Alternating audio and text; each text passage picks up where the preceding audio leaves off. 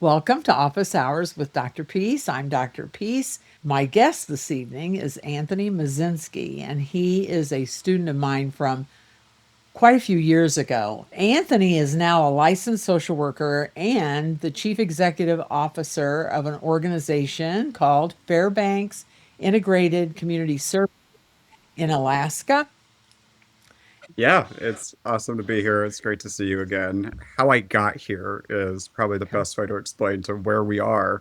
I was an ER social worker, so I was at Riverside Medical Center in Kankakee, Illinois, which is one of the lowest SES areas in the entire state of Illinois. Our catchment area was huge as a level one trauma center. I mean, we caught the Illinois State Hospital, we caught Indian Oaks Academy and Onarga Academy, and then many, many DDID group homes. So we were an intersection of a lot of individuals experiencing SES impacts and those experiencing kind of a pretty profound level of dysregulation to developmental concerns, all kind of clustered into our hospital's catchment area.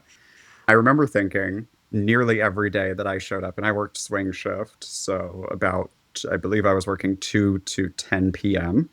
I remember thinking, by the 15th patient assessment I had done in a shift, we need something before they get to the hospital. In my role, I could admit, I could discharge, I could do a lot of like social worky things if I didn't have, 20 patients waiting for an assessment. But if you're in the ER, you're kind of having a bad day. And I, so many times I said, we need something before they get to us. I was looking at moving out of Illinois. I am a Colorado kid, so having flat landscape was not for me. And basically applied to every state that had mountains. And the first state to reply to us was Alaska. I don't know about interior Alaska doing that, but you will see if something else comes through. And I was at my hospital when I got a call from the clinical lead of a very, very new team in Fairbanks, the Fairbanks Mobile Crisis Team. And I had not heard of this idea back in, 2021, I think, is when I got this call. This was not something that I had any experience with. Just hearing her talk about it, you get to do these risk assessments, this like whole family systems work. We have follow-ups. We go to where someone is in the community. The North Star Borough, the Fairbanks North Star Borough is the size of New Jersey, and we can go anywhere in that to respond to a family in need through the 911 system.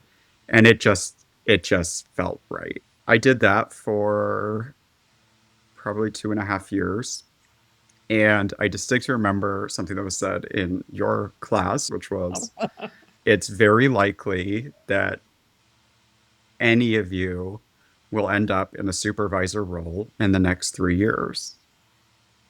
And I remember at the time thinking like, oh, that would be amazing. I would love that. And it happened. I had that position for a year on the mobile crisis team. And I just kept saying like, we need to change this workflow. Oh, our assessment is 140 items long in our medical record. Like, can we, like, I was constantly pushing for how do we get efficiency in both our team, but in our patient care, right? If I'm having to think through 140 items in an assessment for a crisis, it's just not doable. And a management position over the team opened. I got it and I found myself in the world of management. I loved it. It was the perfect job for me. We started building out a PATH team. And so PATH is that HUD initiative for mental health outreach to individuals experiencing chronic homelessness. I oversaw that. We had an intensive case management team, which was a community-based wraparound support team.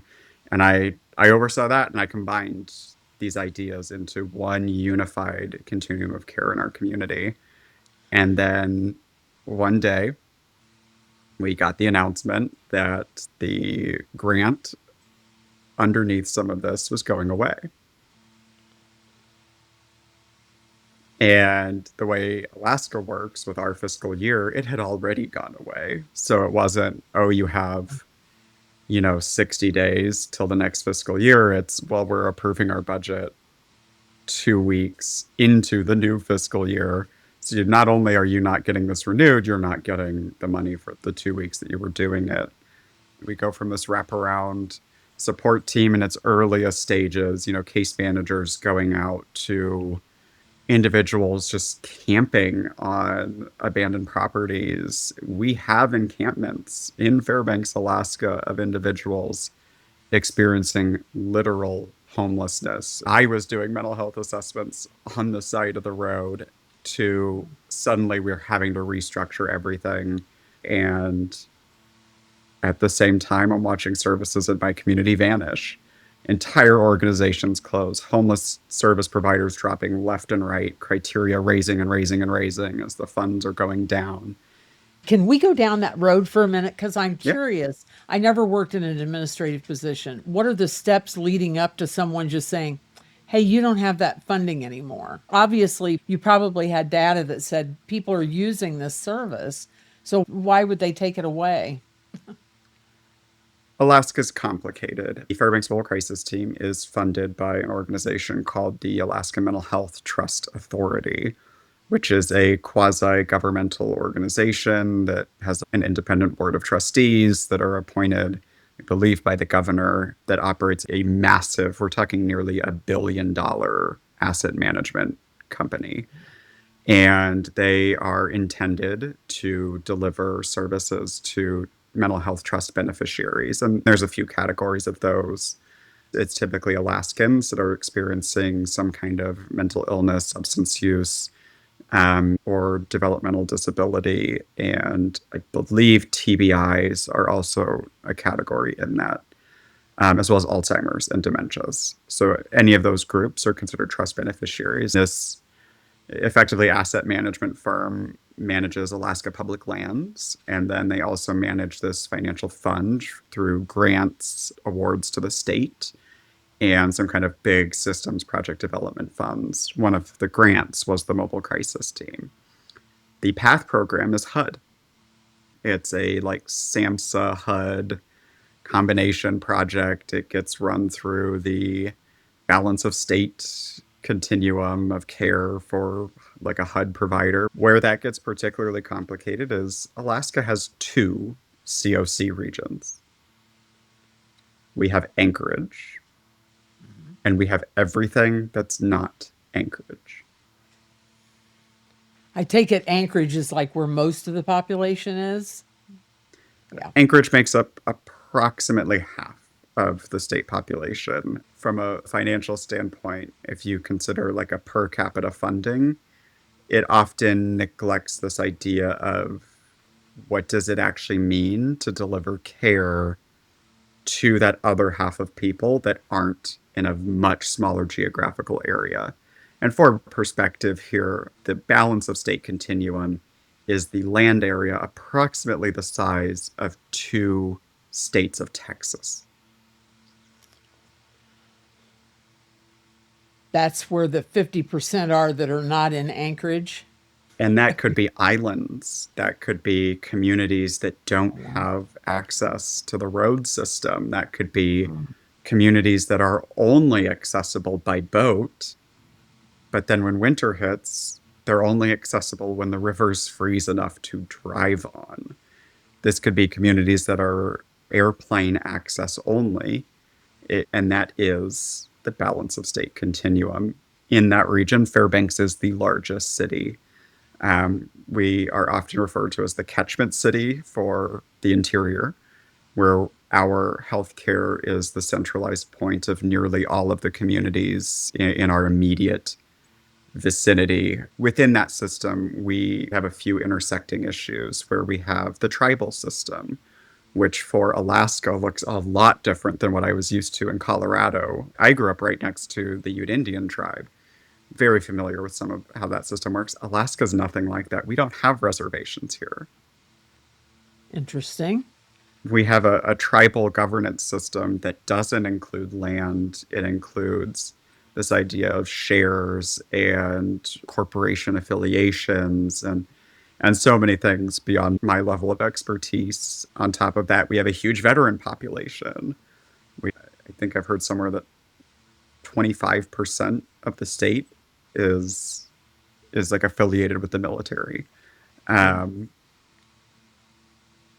and so having all these intersecting payers, having all these intersecting systems and governments, quasi-government corporations, that's kind of how we get to this idea of this team didn't necessarily just go away because funding was pulled. It went away because some of the funding was designated for you need to do these activities.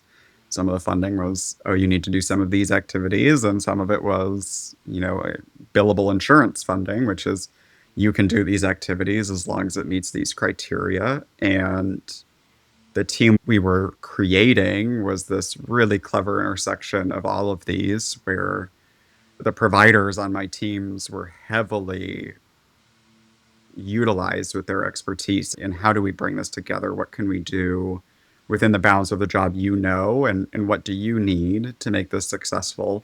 And what can we reasonably do with the bounds that we have? And it was on such a good trajectory. And once a piece of that funding went away, I was very confident that there was a lot that we could still do. Being in the largest behavioral health provider in the state, there's layers of administration and management that make decisions that don't have my input necessarily. So I'd say from my level as a management role, right, I was overseeing the responsibility of delivering the services while having almost none of the authority on how do we actually structure that in the back. I would assume that happens frequently. You're in the position where you have a lot of responsibility but very little power. Would you word it that way? Or am I I'd say that's overgeneralizing? I'd say that's pretty much the plague of social work. We have all the responsibility and none of the authority and very little of the scope of practice needed. I think that's truly accurate across all domains in my career. How did you get to Fairbanks Integrated Community Services? I had submitted a proposal with a few members of my team as to how we were going to restructure that team and how we could keep doing a lot of the work we were doing, heavily focused on how do we keep doing homeless outreach work in a system that doesn't really allow you to bill insurance for outreach work. And it was kind of this idea of how do we make up that cost once we do have them enrolled in a traditional Medicaid kind of billing system while kind of accepting that some of that might not be reimbursable prior to that. Had a very comprehensive plan. I think it was 9 pages long, a couple budget attachments, a couple projections on Medicaid current state rates, and we had kind of some of the new rates that we were anticipating that were going to happen.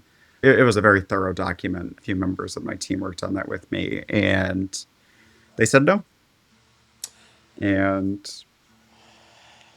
that group of us was working on that outside of work, and we decided we're going to use this as the template to start something new. So I left first and did some private practice. My clinical supervisor was very gracious and accommodating and letting me kind of shift over into her private practice. And then kind of in the background, we were setting up a nonprofit.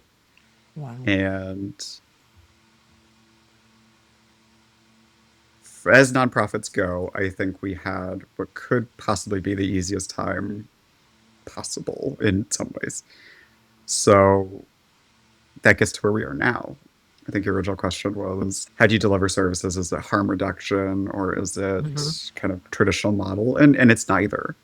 So my entire career is emergency system, right? From the time I graduated to now, it's been some level of crisis emergency system. And we applied for a contract through the city of Fairbanks for the Emergency Service Patrol, which was a defunct team that had been gone for a couple of years, very little operating time while I had been even in Fairbanks at that point.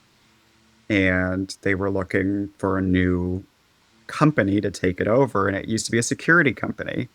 They would have security officers with handcuffs that would go around. If an individual met the breathalyzer minimum, they would be detained to the jail or to the sobering center that we have here. It's not part of the criminal justice system or jail. And that was kind of done under some laws that I interpret very differently when I read them, to say it nicely.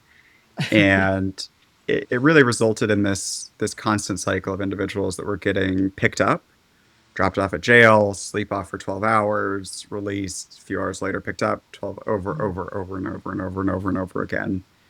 So we applied for this contract and we said, if you have a behavioral health provider do this instead of a security company, here's what it could look like. And so we talked about using case management, clinical staff, peer support on this response team, then having this wraparound kind of case management, follow through support. How do we navigate someone out of this system? And we very naively had a very strong idea of what this would look like. And we were awarded it. Next thing we knew, my partner in crime and I were carrying a government contract in a brand new nonprofit. And we started it the only way that I will let something start, where it's I do it all to start. I need to know what we're seeing. I need to know what it looks like. I can't make company policies based on something that I have no experience in. We worked 7 days a week, 8 hours a day on this emergency service patrol for the entire first month by ourselves. I was still doing private practice on the side. We're talking interacting with a patient population that is the source of distress on our community's Facebook group, in news articles, in these community provider meetings of how do we address these like recurring chronic patients. And it was one of the most fun times that I have ever had working with these individuals. It was so much different than I expected, but also Wow. so much fun. We got to know right off the bat, over 150 people so well. I knew their life story. I knew who their cousins were. I knew who their like people they called cousins, brothers, sisters, where they were from, details about their lives. And something that I realized very, very, very early on in that first month, and with a lot of help from my counterpart, was this is a community in the truest sense. And the main feature of it isn't necessarily the substance use, but that's what a lot of them are using to connect with other people. And this idea of, if you just go get sober, if we just go get you enrolled in this 12-step program, if we just do this and this and this, if we just get you into treatment, right? It can't work because there's nothing on the other end for them. Everyone they know, everyone that they still have maintained a relationship with, is in this community that's theirs. And a lot of what we did early on, once we had really gotten a grasp of what we were in for, was changing some of the language that some of the key people in this community were using, where so many of them were like, I'm just a drunk, I'm just an alcoholic, it was a lot of this, I'm just this Mhm. thing.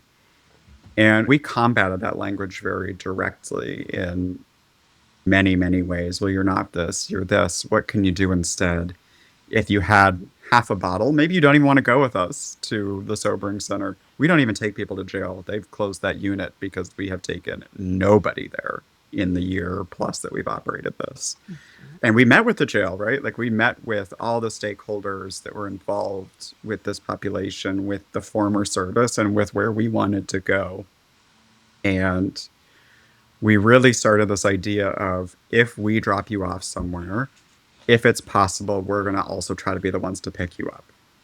That is a logistical nightmare because, everybody needs their consent. They need all this. Most people don't remember if they saw us the day before, if they were really that bad off. But we're not handcuffing. We're not hauling people to jail. We don't even have handcuffs in the vehicle. We don't have any of that. We're having conversations. And a lot of it is understanding the person forming that relationship and just starting to prompt ideas. What could you do instead? Could you go to the tribal hall on Sunday instead of drinking and participate in the service, in the meal? Okay, if you're not into the religious piece, here's another event happening in town. We work really closely with a couple event providers of like, how could we incorporate our population into this space where they're not just surrounded by other people stuck in the same place? They're experiencing the community and the community is experiencing them in a positive way. And that's a lot of what we do. Sometimes it is connections to treatment, sometimes it is connections to 12 steps, sometimes it is connecting to our local harm reduction provider. Most of the in between is just sitting on the side of the road with someone, getting to know them. God, that is so wonderful, so needed, and so not done. We all have the hoops that we have to jump through if you work in a mental health agency. Mhm. Most of my most recent experiences with child welfare. If you're trying to resolve a problem, then the answer is treatment or counseling. And that's just not the truth. And we all Yeah. know it, yet we continue to do those same, the definition of insanity, keep doing the same thing and expecting different results. But we do. I can just imagine myself being in a position of needing help. And if someone would just sit and, well, what does the research say, Anthony? That it is that connection between helper and helpee Yeah. that makes it all work. So if you're actually listening, I could just picture you sitting by the road. That sounds wonderful. Do you ever feel that your life is in danger? Or You know, it's interesting. I felt consistently more in danger when I worked in the emergency department and when I worked on the mobile crisis team than what I do when I'm working on the emergency service patrol, which I still do. I'm actually working tomorrow. I don't know that I have ever felt like personally threatened toward my life. I've certainly had, a drunk individual swing at me. It is the easiest thing in the world to dodge someone that is seriously paired? intoxicated. And I just will back up, right? Like, I'm not going to square up with you. I'm not going to, right? Like, I'm not going to do any of that. I'm just going to back up and, like, okay, we're not in a place that you want to be near me. So I just won't be near you. Administrating this program and still working in it, still doing direct service Absolutely. work. And I wouldn't want that to change. That's the Again, secret. The theme for season 2 of my podcast is curiosity, compassion, and mhm, connection. I've been teaching for 20 years, and if I've said it once, I've said it a million times that the secret to good social work is curiosity and compassion. mhm. But then I've recently added the connection piece. Once you see that people are people, we have more similarities than we do differences. I think we've taken a really creative approach to social work that I think a lot of my fellow providers have stepped away from. And that is the social work that I fell in love with was going out into your community and modeling a positive social environment and then having clinical skills to back that up when appropriate, right? Like, how many times did we learn when appropriate, here's your clinical skills? But before that, you're just supposed to be a real human being trying to create a positive impact. I think you have to do that in administration too. So we don't bill insurance. We are not billing Medicaid for these contacts. Our contracts are through the municipality, and one of them is funded by the borough, which is our equivalent to a county. Um, and I think that's so essential to this idea of social work and that we are a part of this community. Our community is experiencing the same stress, often on a smaller scale as some of our most acute patients, but still they're experiencing many of the distresses that are contributing to the situations that our patients are in. And being involved in that is essential. So I go to city council meetings. I've spoke in front of city council. I've been grilled in front of city council. And a lot of that comes from this lack of understanding, right? Where it's what are these two people trying to do with this thing that we've always done a different way? And hiding from that conversation, hiding from this political sphere is just not realistic, right? Our state legislature votes on how we're awarding funding. Our Department of Health decides what grant projects are we even going to try to build, much less what does that competitive application process look like. You can't silo and isolate as a social worker into this idea of I'm just going to go bill all my services. I think there is one model of social work where that looks like just being the clinical provider. You do have that expertise. You can contribute positively to someone's life. Again, in that idea of is it compassionate? Is it connection? And is it with curiosity? I love that. That's very accurate. But also, if your legislators don't know anything about the problems you're experiencing, how are they going to change? I'm curious right now as to whether or not the average Joe in your community realizes what's being done and are they supportive? I would be hard pressed to say the average Joe. Again, we live in a big community, right? This is a county, effectively. We call them boroughs here. That's the size of New Jersey, with a Oh, population okay. of roughly 120, 130,000 people. So we have this centralized community in Fairbanks, and then we have a bunch of kind of localized towns around that, and then a lot of people super rural. It's been my experience that when we're showing up to these collaboration meetings, to these community events, to these city council, borough assembly meetings, that people do now recognize us. They very much at least know the name of our team. I mean, they're driving around constantly for 12 hours a day. And when we were being awarded the contract, similar to a question you had asked, one of the things we were asked was about safety. Like there is this community perception that the safety of doing this work is so much at risk that you just can't do it and that there isn't a way for social workers to really break into that space. And I'm going to be 100% transparent. There's communities where that may be true. I can get behind that. There are communities in my community that I might not want to walk into, right? There are communities that my counterpart would walk headfirst into and be fine. There's communities that other members of my employees might have that same effect and others might not.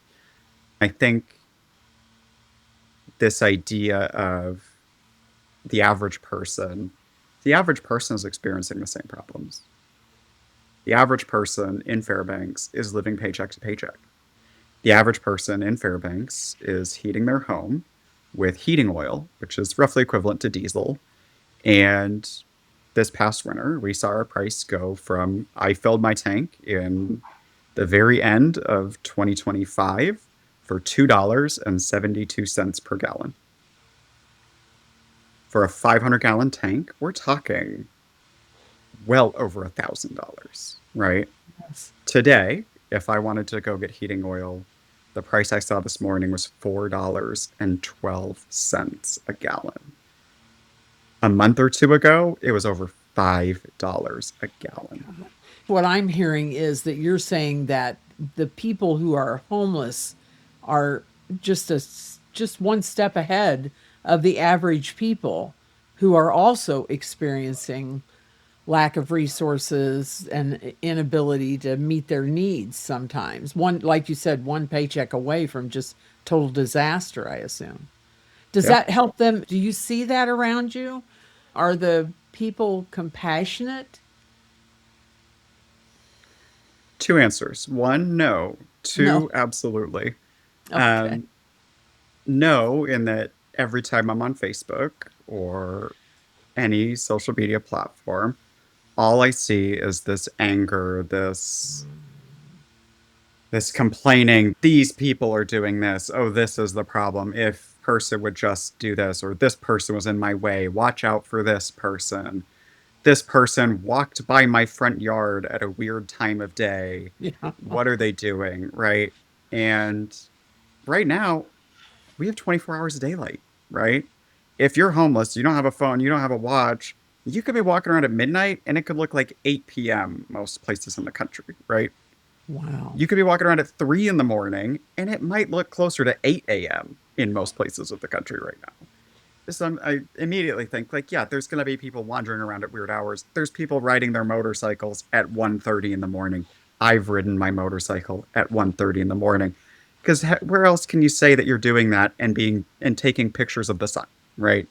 In person, if you approach someone with this idea of they just don't conceptualize the problem in the same way that I do, the conversation always goes the same way for me. It usually starts in this place of safety and danger. Like this is negative. This is harming the safety and integrity of our community by having this problem, right? And recently we had a convening hosted by our city where huge players in our community showed up to discuss what is Fairbanks going to do for this next winter season. What have we learned from the seasons that are not going well, and what are we going to do about it? And in that meeting, I heard so many positive comments about if we can support this person, here's what it's going to look like. And then sometimes you'd hear, well, if we're creating this safe, warm space in the winter, like, isn't that just going to like incentivize someone to stay homeless? And I just sit there thinking, like, I worked, and this past winter was the coldest winter on record since records began in Fairbanks in 1908. We had over 100 days where the temperature did not exceed 0 degrees.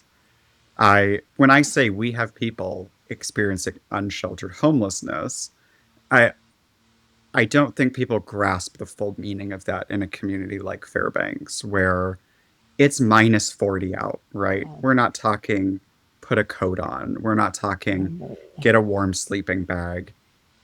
A minus 20 sleeping bag is over $100, right? A minus 40, a minus 50 sleeping bag, thousands. and And then then we you have this probably wouldn't mobility be problem. comfortable, would you? Just it would keep you from dying. You step out of the car, you're not comfortable in Mm, our job, right? You see people running from the parking lot at Walmart wow. into the building and out of the building. People just leave their cars on in the parking lot here. Some of them don't have auto start. They just leave it on because you can't turn it off or it might not come back on. This is my cultural home in many ways longer than anywhere else in the United States. People have lived here. And there is such this profound connection to this idea of home and family. And so, me, someone that has a master's degree, has a professional top level license, right? I'm a clinical social worker. I don't have another license that I can get. I have an executive position in an organization that we've ensured can be financially healthy. I spent so much money not having transportation that I reached a point where it's like, I'm going to be closely living paycheck to paycheck soon because my insurance only paid for a rental car for 2 weeks. And the average person making considerably less than me, I think the average salary in Fairbanks is around 50, 60,000, which is still better than many places in the world. Yeah. I mean, we're talking rent here is 1,500 to 2,000 a month. The heating oil by the gallon, I have an efficient house and I'm spending over $1,000 a year on heating oil. There's people spending that every month. And our fuel cost is insane. Our food cost is insane. I'm one person. Groceries for me for 2 weeks are over $250. It's a strange place that the world is in right now. When I think about social work and the way the world is, never has there been a time that services like yours, I think, are so necessary. You said the people that work for your organization are driving 10 to 12 hours a day. So you're not actually called out, you just go seeking people, or do you get calls from like police departments or family members? All of the above. So we are directly connected to the Fairbanks Emergency Communications Center, which is our regional 911 center. So they dispatch every fire department with the exception of, I believe, one in the Fairbanks North Star borough, as well as a couple of our surrounding communities outside of our already large borough. And then they dispatch the Fairbanks Police Department and the North Pole Police Department. Is it already a model that's around, or are you're an innovator? I'd say ours is a little different. So the mobile crisis team that I was a part of, they're still operating in our community, Oh, okay. but they use the Crisis Now toolkit from SAMHSA. So it's a master's or above clinical provider with a peer support specialist. And again, they're funded almost 100% through a single source grant. So that grant goes away, team goes away. Our model, I would say, for Alaska at least, and most communities I've talked to since we've done this, is pretty unique in that this is a service that is defined in statute, in state statute, and most communities ran as a kind of para police force, right?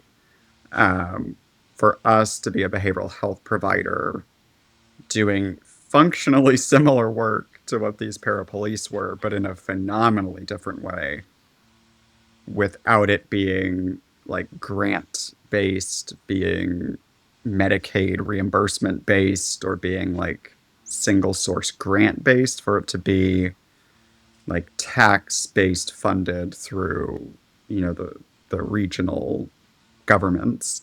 That particularly is pretty unique. So in regards to expanding that, I think the simple answer is yes, right?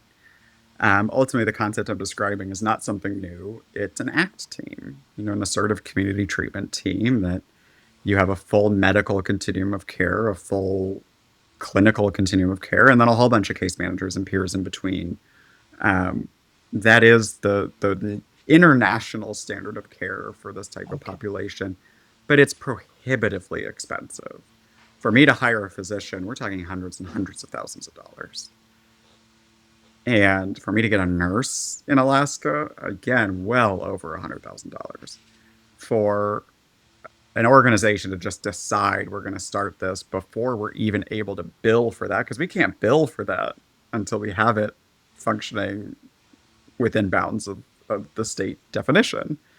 And to front load that cost is prohibitively expensive. To maintain that, and so I'd say our end state is to have a Medicaid reimbursable team that isn't necessarily the same as our emergency service team, but that they are logically connected. I think there's a lot of momentum in our community for this because we just got an expanded community paramedic program, and that program's only about a year and a few. It's about the same age as our emergency service patrol, where our fire department has a paramedic that can do non 911 call medical work. Do Wow. hospitals, they can do follow ups, they can maintain a patient caseload and just go between, chronic utilizers. That program just expanded. They're trying to expand it more. Again, tax funded. This isn't something that insurance bills for, but we do have those conversations. We go to the Department of Health regional meetings. We talk to our regional representatives and say, this is what would make what we do possible. I obviously can't lobby for any bills, but I can have that conversation of, look, this is what's working for us. And Mm. if there's anything you need to support your legislative decision, like, do you need data from us? Do you need like our aggregate reports that we send the municipalities? Like, what do you need from us? We'll try to support your decision making as best as we can. And having those conversations, I think, is important. And to your original question, having those conversations in the community is also important. What would you like to say? Your final word. I think the idea of social work is to try. And I think there's many, many ways to do that. I think it's hard to come up with a wrong way when you're really trying to embody the values of a social worker. And the only thing I can say is try. If you have a creative idea, if you see some mechanism where maybe if I could just insert what I want or what I think would really help, this idea, this population, but there's just not a mechanism right now. I would say try. Thanks for coming and talking to me today, Anthony. I've really enjoyed our time together. Thank you for having me, Dr. Peace.